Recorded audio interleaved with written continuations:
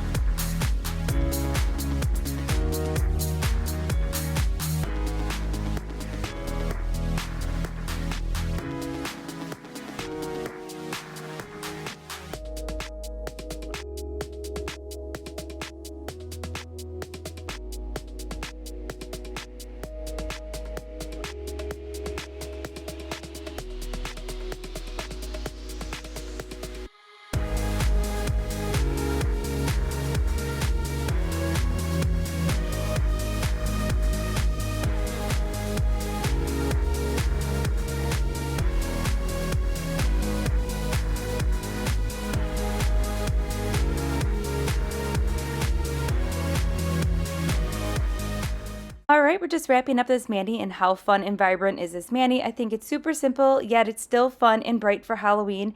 Kind of a different option and a different vibe for Halloween. Not everything has to be, you know, those dark colors. You can throw in some bright, fun colors, and definitely you can jazz up this mani. Options are endless when it comes to that.